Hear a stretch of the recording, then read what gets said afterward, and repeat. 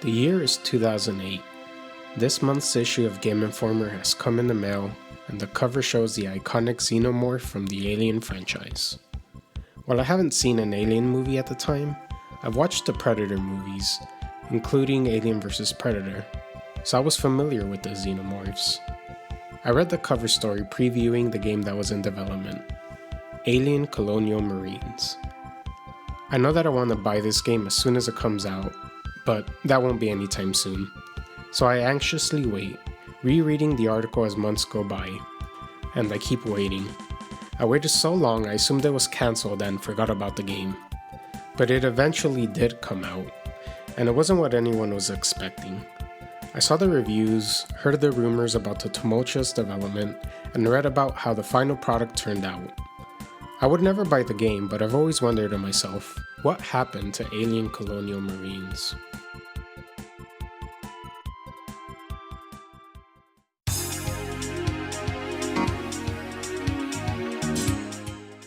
The idea of Alien's Colonial Marines, or at least the idea for Gearbox to develop an Alien game, started back in 2005 when two people met. Brian Martell, co-founder and creative director of Gearbox Software, and Ridley Scott, director of the original Alien film. During this meeting, Brian and Ridley talked extensively about the Alien franchise, with Ridley even showing Brian hand-drawn storyboards he used for the first Alien film.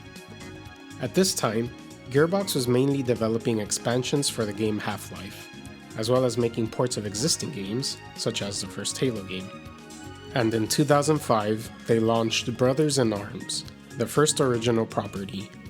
The game sold well and Gearbox had aspirations.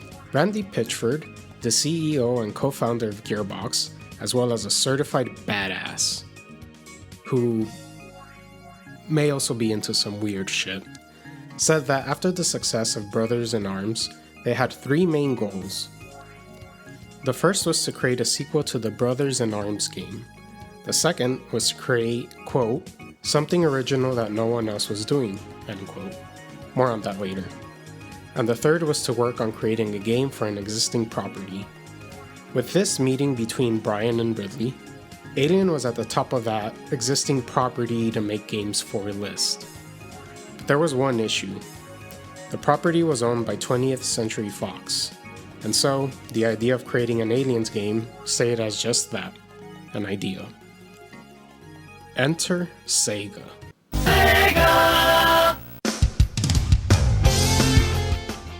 In 2006, Sega acquired the license to create new games based on the Alien franchise.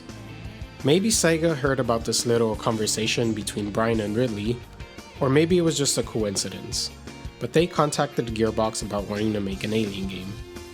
Sega wanted two games in fact, as they also contacted Obsidian. Sega wanted a first-person shooter, which Gearbox would develop, and an RPG, which Obsidian would develop.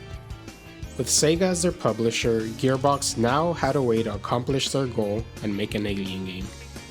Gearbox, together with Demiurge Studios, who have worked with Gearbox before, created a prototype of Colonial Marines. Codename Pecan, or Pecan, however you want to pronounce it. This prototype was created with the intention to capture the feel of Aliens.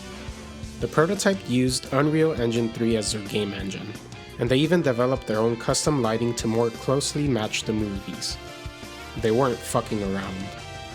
The prototype was completed in 2007, and while the game was very much in the early stages of development, they wanted the public to know.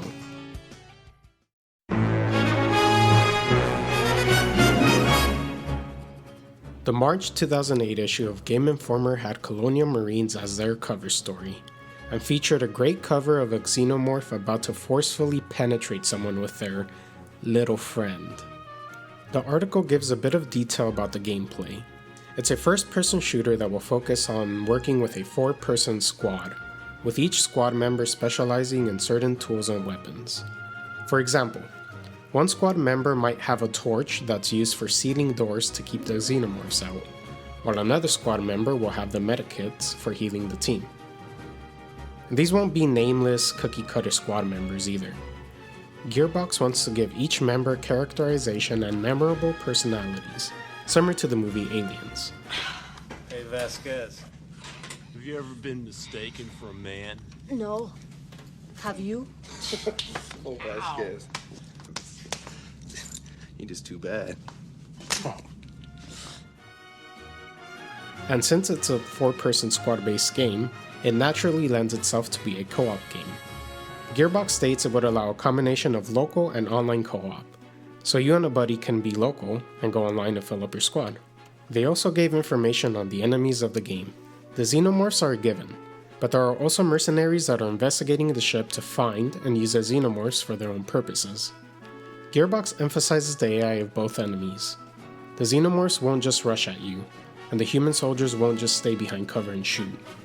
No, enemies will strategize and try to flank you, with the xenomorphs using the environment around them, such as climbing walls and even traveling through air vents to ambush you. Just like the movie. Oh, and remember how I mentioned Gearbox wanted to capture the feel of Aliens? The article details the lengths at which they went in order to accomplish that. They collaborated with Sid Mead, a concept artist most known for his futuristic designs and illustrations. He worked on a lot of feature films, one of them being Aliens. Gearbox had Sid design a lot of the level. You see, the game takes place right after the event of Aliens, with your squad investigating the ship Sulaco to find out what happened. And when Gearbox wanted to know what a part of the ship looked like, a part of the ship that wasn't really shown in the movie, they would ask Sid and he would illustrate it for them. They even went as far as to ask Kodak for the details on each color channel used in the film, so that Gearbox can work them into the game's shaders. Oh, and even the blip sound from the motion tracker was taken straight from the archives, courtesy of 20th Century Fox. I told you they weren't fucking around. All that was missing was H.R. Giger, the artist who made designs for the first Alien film. He's the guy responsible for all the penis and vagina imagery in the films, like the xenomorphs. They are pretty phallic looking. And what about the facehuggers? Ever wondered why they look like a pair of testicles with a vagina in the middle? And their sole purpose is to forcibly face fuck you? And what is this? I don't remember this from the movie. Oh, and fun fact, he created the album cover for Emerson, Lake and Palmer's Brain Salad Surgery album, which is a pretty good album.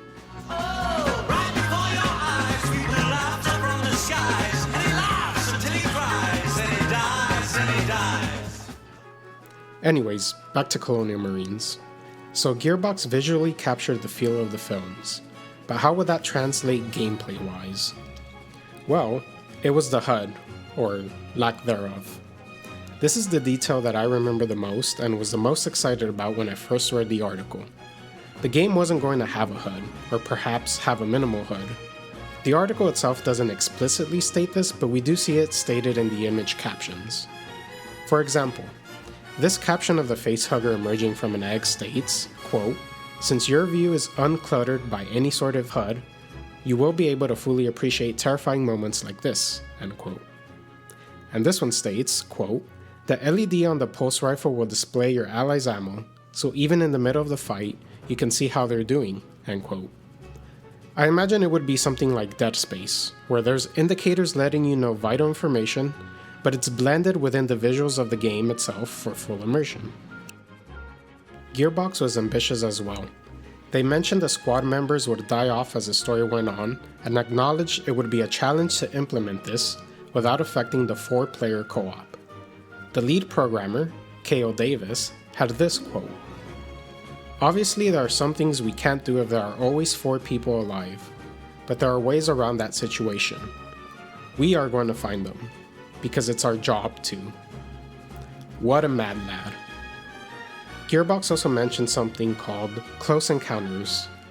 These would be quick-time events, and to keep with the theme of immersion, rather than having giant button prompts on screen, it would be more subtle, such as a flash of green on the right hand of the screen, signaling to move the analog stick in that direction, or a similar flash in the upper left corner, signaling to press the left trigger. Needless to say, I and many others around the world were excited for this game. I remember coming back to this issue and rereading the article, hyping myself up for the game. I couldn't wait to buy it on release day, and the article stated a release date in the first half of 2009. and Aliens Colonial Marines did release in February 2013.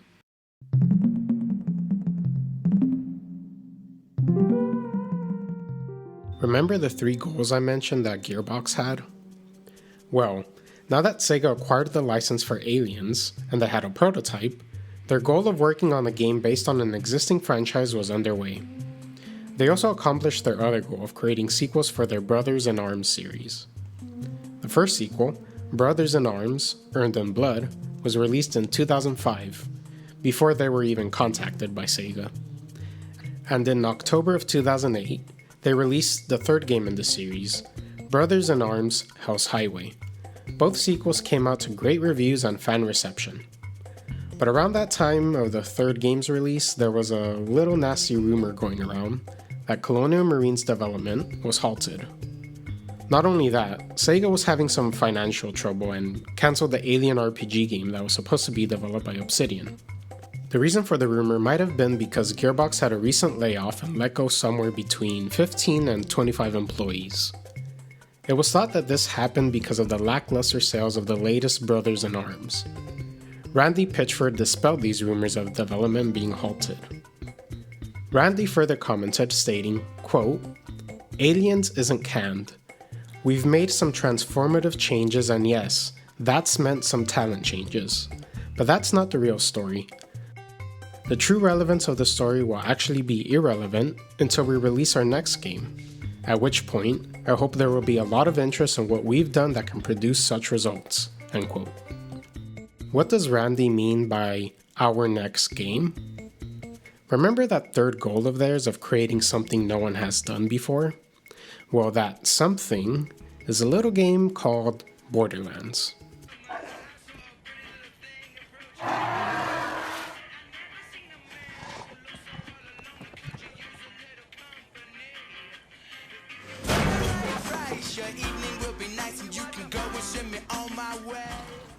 While there's no way to know for sure, it seems Gearbox was heavily reliant on the success of Borderlands. We don't know the details of Gearbox's financial situation or the exact cause of the layoffs, but there were layoffs. And who knows where Gearbox would be now if Borderlands wasn't a success. But boy oh boy was Borderlands a success. Released in October of 2009, Borderlands sold very well. In fact, it sold over 2 million copies by December of the same year. That's 2 million in 3 months. So what does Gearbox do? Well, they immediately begin to work on the sequel, of course. And who can blame them? Borderlands was a game that was a commercial and critical success with badass enemies. Borderlands 2 was already planned, and Gearbox wanted it to be similar in scale to the first game. But the first game sold so damn well that they could afford to make it bigger, ultimately having a budget of $30 to $35 million. Holy shit. There was just one issue. They were still in charge of Aliens Colonial Marines, and they haven't worked on the prototype since 2007, and it's now 2010. Enter Timegate Studios.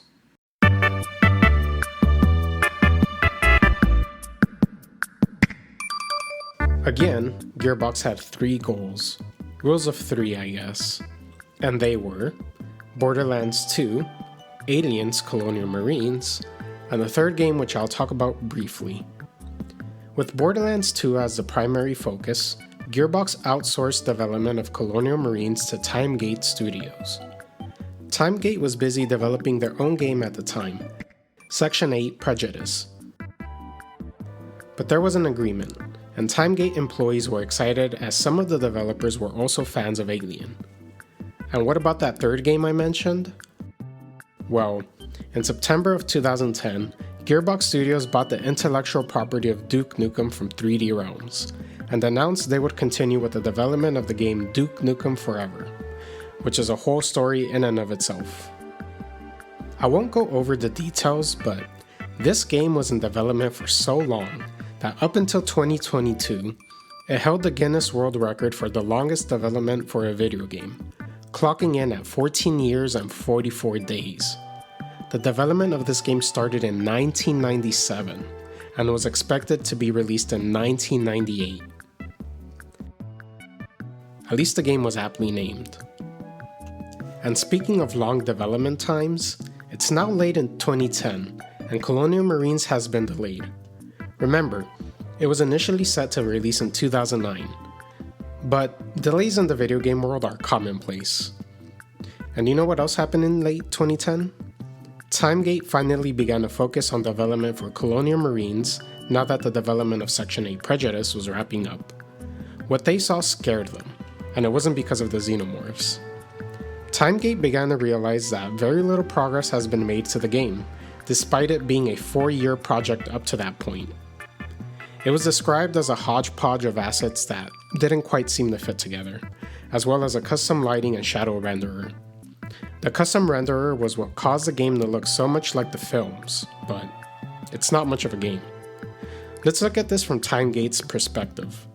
You are contacted by Gearbox, a studio that just released a game that sold and made millions, and they ask you to help develop their next game, a game that has supposedly been worked on for 4 years. And it just so happens to be from the Alien franchise, with Sega as your publisher. Then, when you finally get to work on the game, you realize it's basically a bunch of random toys in a box. A nice looking box, but a box nonetheless. And so, with this realization, they got to work.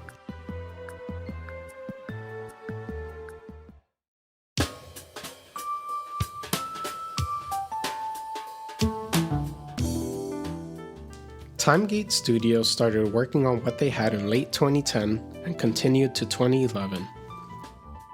It's still Gearbox's project. It's just now outsourced to Timegate. This means that Timegate has to get approvals from Gearbox. But aren't we forgetting someone? That's right, Sega's actually the one with the license for Alien, so Timegate also has to answer to Sega. This created a situation where much of Timegate's time was spent getting approvals from both Sega and Gearbox. Yet, they still held the bulk of the responsibility since they were, for all intents and purposes, the developers of the game. It's the typical bureaucracy most of you see in your day-to-day job that makes you want to kill yourself. Someone from Timegate describes the situation perfectly. Quote, "For a couple of months, we were just kind of guessing. It's really weird to work on a game when you don't have a basic idea of how things will work." End quote. But that wasn't the worst of it. A major problem was the script. It wasn't even finalized yet. And while Timegate was developing the game, the script was rewritten constantly, sometimes resulting in Timegate discarding entire scenes and levels because of the changes. That's months of hard work undone in an instant, all because Gearbox couldn't finalize the script before outsourcing development of the game. Oh yeah, that thing with getting approvals from both Sega and Gearbox? Not only did waiting for approvals waste time, it also caused confusion because the game that Gearbox had in mind and the game that Sega had in mind were two different games. The Game Informer article described the game Gearbox wanted, a first-person shooter that focuses on squad collaboration and the tense, intimidating presence of the xenomorphs, similar to the films. Sega wanted Call of Duty, because of course they did. Call of Duty was, and still, is a money-making machine, so Sega would prefer less xenomorphs and more conflict with the mercenaries. Gearbox greatly disagreed and wanted more focus on the xenomorphs than the human enemies. This tug of war between Sega and Gearbox had Timegate in the middle, like a child witnessing the heated arguments between his soon-to-be-divorced parents. Having to report to two companies also resulted in too much feedback. Timegate got feedback from people in Sega and Gearbox about gameplay, and it just delayed things. A classic case of too many cooks in the kitchen. As 2011 rolled on, there was a major event that was fast approaching, E3. Timegate was to develop a demo for E3, with some assistance from Gearbox. One thing to know about demos is that they're always ran on high-end computers, even when the game is console exclusive. This is because game companies want to show the demos in the best possible light. By the time the game releases, the games are optimized so they're able to run without frying your console. Remember, this is 2011, so consoles weren't as powerful as they are now. This is the generation with PS3, Xbox 360, and Wii as your consoles. Well, Gearbox really wanted to impress the public because they told Timegate, quote, "Don't worry about performance, just make it awesome," end quote. And awesome it was, because in E3 2011, Randy Pitchford showcased the game. Hi, my name is Randy Pitchford, and I'm the president of Gearbox Software, and I'm freaking out because we are making an Aliens game. We're big Aliens nerds. Heck, I've been stealing from Aliens my entire career. That's what I'm telling you! It's all right!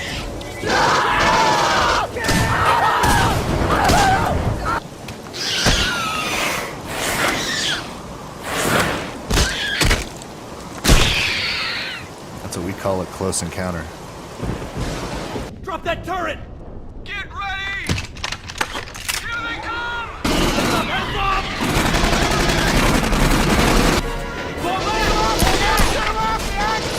Bring the damn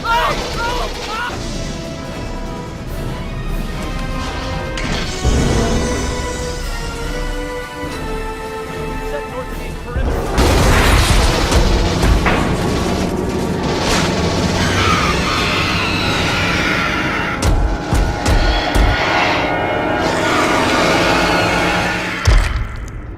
And that is a quick taste of Aliens Colonial Marines. It's a section from Act 2 of the game.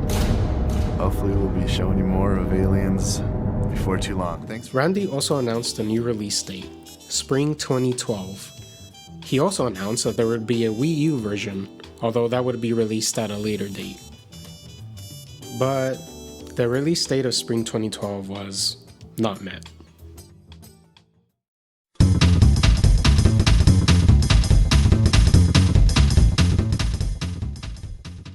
January 2012 came around, and it looked like the game wouldn't be ready by spring. So Sega announced that the game was delayed until fall 2012.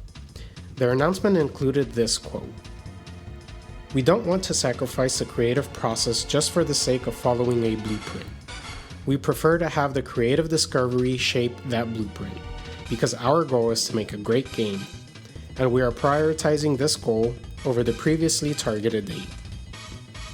It's your typical corporate bullshit speak. But okay, the game is delayed again.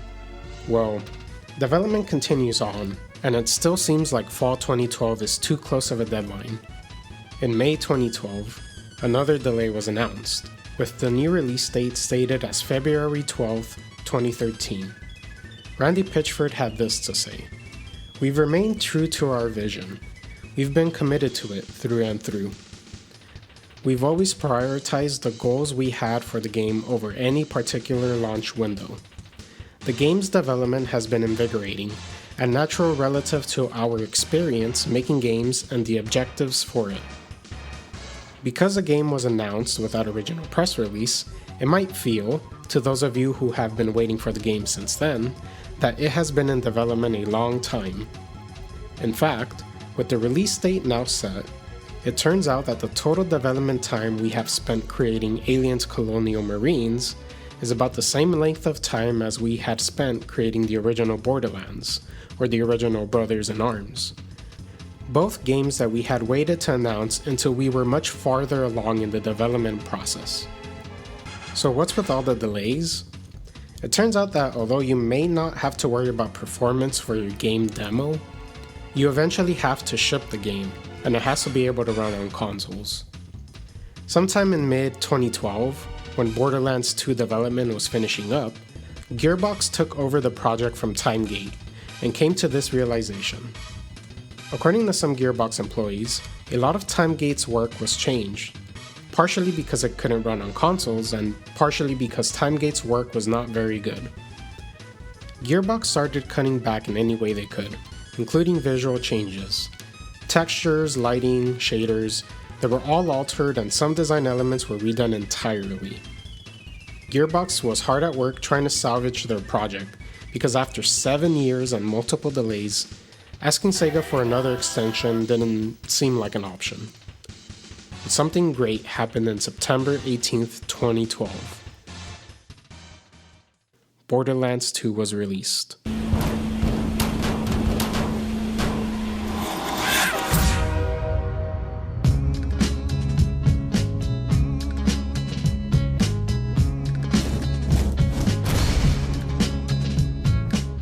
Borderlands 2 sold extremely well. It was the second best-selling game of that month, selling 1.82 million copies in September, despite being released near the end of the month.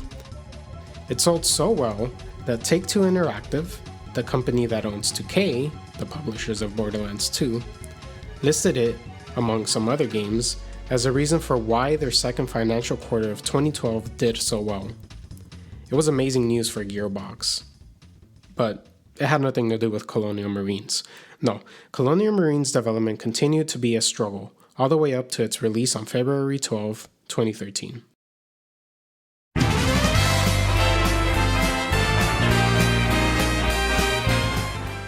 Despite the hardships and rocky development, Aliens Colonial Marines came out to commercial and financial success, surpassing even that of Borderlands, becoming one of the best-selling games of the month and eventually the year.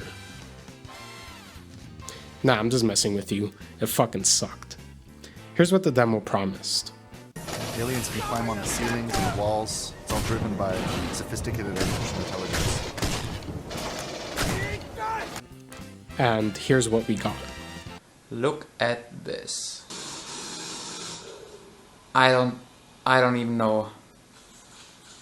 What the fuck? Here's what the demo promised.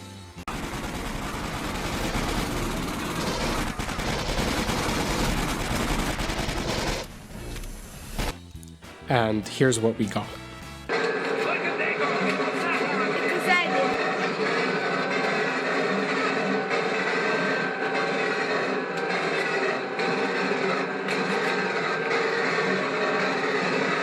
Here's what the demo promised.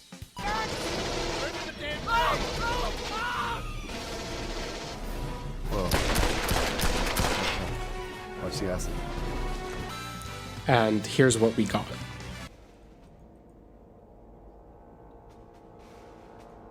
Hello, my baby. Hello, my honey. Hello, my ragtime gal.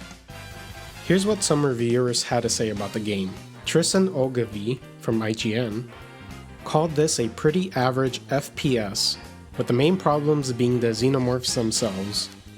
Tristan states that you never feel outwitted or outmaneuvered, since the aliens never take you by surprise or hunt in packs. Instead, they just hurl themselves towards you. He also criticized the lack of tension, stating it's hard to feel any sort of intimidation from the xenomorphs when you can carry unlimited weapons, and your shotgun is overpowered to the point where you can kill enemies from a room's length away. There's also graphical issues. Here's a statement from the article. Quote, noticeably low-res textures, shoddy lighting, screen tearing, rampant aliasing, environmental objects that pop in out of nowhere and vanish again, including the gun in your own hands. It all combines to make for a shooter that's substantially below par this far into the hardware generation. End quote. Oh, and the story and characters are bad. IGN gave Colonial Marines a 4.5 out of 10. Okay, that's not a good score, but what about our friends across the pond? What do they think? Dan Whitehead from Eurogamer was also critical about the enemies. He didn't like the fact that in an Aliens game, the majority of enemies are soldiers, and the xenomorphs are by far the easiest enemies in the game. Dan criticizes the AI, stating that there's no use for the motion tracker as, quote, the AI is so dim it's barely necessary. Critters will be charging at your face by the time you've checked the blips, end quote. He also states graphical issues, mentioning muddy and blurred textures, constant pop-ins of objects, and glitchy animations. Oh, and the story sucks, and so do the characters. Eurogamer gave it a 3 out of 10. Okay, well, we heard what the Americans and the English had to say about the game, but what about the opinion of an English-born American on a website founded by a Cuban American that was bought out by a Canadian company and then sold to an esports media company? Jim Sterling from Destructoid also points out the AI of the enemies, stating that they are, quote, so stupid they're basically harmless, end quote, and, quote, they'll even stand frozen in place, end quote. He also calls the animations jerky, messy, and incomplete. Oh, and he says there's very little in the way of an actual story and really hates the characters. Destructoid gave it a 2.5 out of 10. Noticing a trend? Bad AI, janky graphics, and a lackluster story with lackluster characters. This game was basically panned across the board. Although EGM did give it a 9 out of 10 for some reason. And there was faint praise in some of the online modes.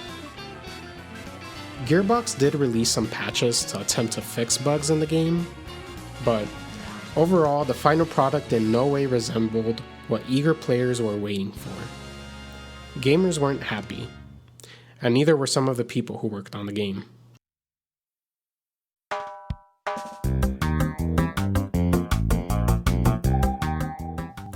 Now, despite having a successful YouTube channel,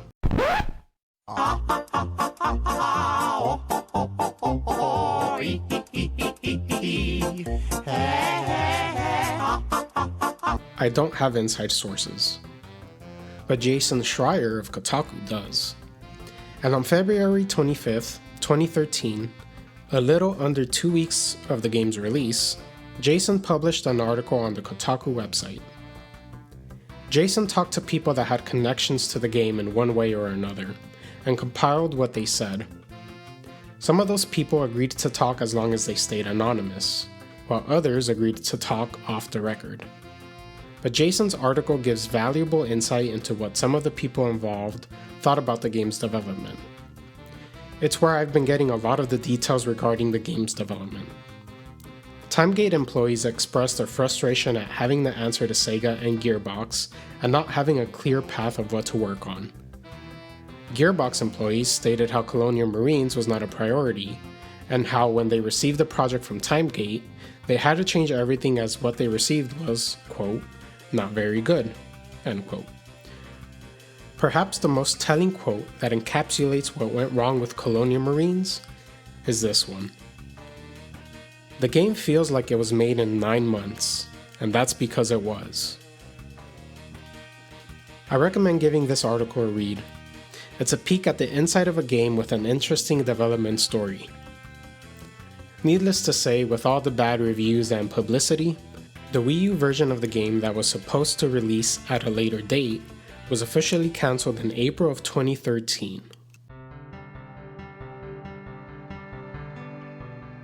And so the story of Colonial Marines ends there. Or does it?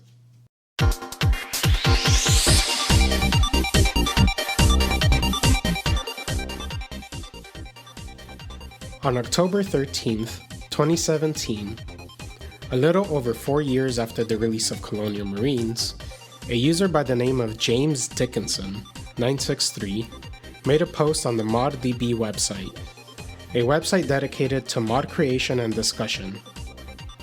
In this post, Dickinson came across something very interesting. While working on a mod for Colonial Marines, he discovered a typo in the game's files. What he saw was this, and he changed it to this.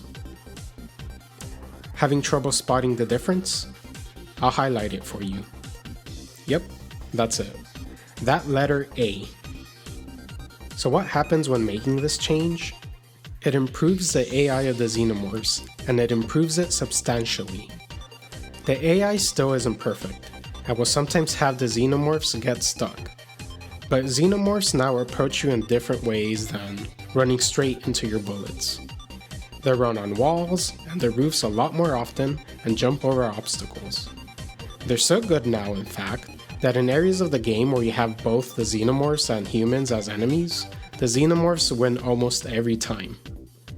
There's no knowing for sure what exactly this typo does, as no one except the studios that worked on the game have access to the source code.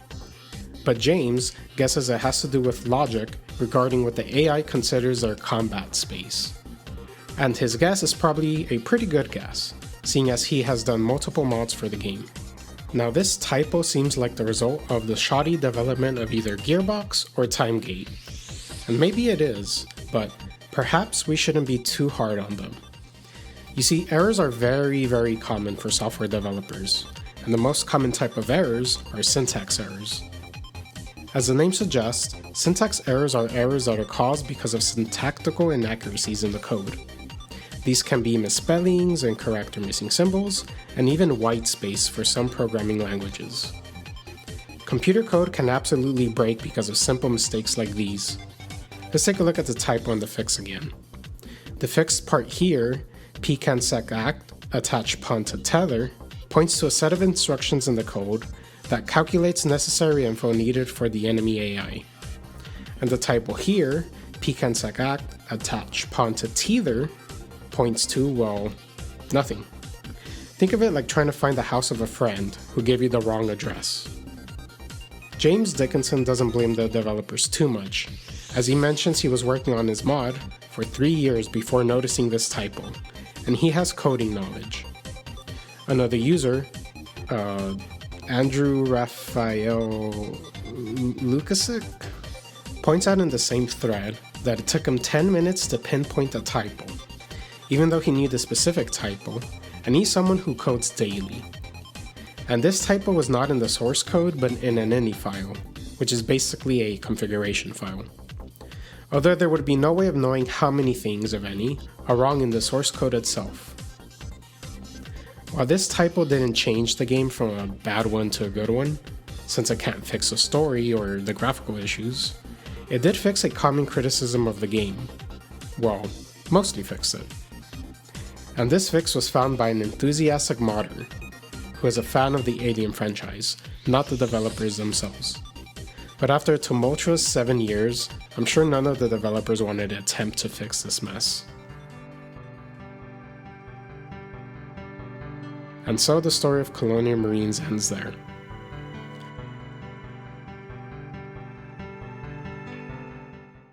Or does it?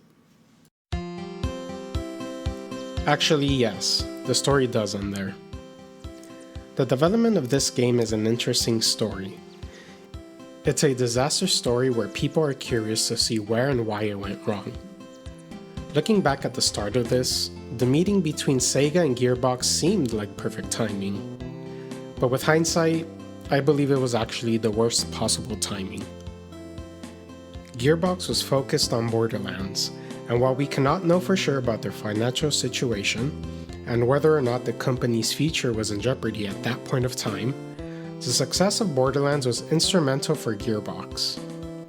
The Borderlands series made them so much money, I have no doubt it played a part in the company's expansion. Today they have multiple development studios, have gone into publishing in addition to development, and have acquired multiple studios. Gearbox themselves were acquired by Embracer Group for $1.3 billion in 2016. I cannot blame them for prioritizing Borderlands 2 instead of Colonial Marines. I can blame them for mistakes made along the way, however. The announcement of the game so early in development when they only had a bare-bones prototype was a mistake. Not having any additional work done between 2007 and 2011 before handing it off to Timegate was a mistake. Not having a finished script by the time they handed the project off was a mistake. Directly telling Timegate not to focus on whether it can run on the consoles they were releasing on, just to wow the public with a demo, was a mistake. Choosing to buy the rights to Duke Nukem and choosing to finish development of Duke Nukem Forever was a mistake. For me, it's hard to blame Timegate, as they were put in a tough situation between Gearbox and Sega. And Sega, well, they have a history of horribly mismanaging projects. Just look at their history with consoles. I never ended up buying the game, even though it's now known how to fix the AI. I lost interest over the years as it got delayed and was not surprised when it came out to bad reviews, as games that are constantly delayed have a tendency to have issues. A silver lining on this, though, is that Alien fans finally got the tense, film-inspired horror game they were looking for, with the release of Alien Isolation. Maybe I will go back to that old Game Informer issue, read the article again and hype myself up, and pretend the title of the game was Alien Isolation instead. Maybe then I can finally buy the Alien game I fantasized about all these years.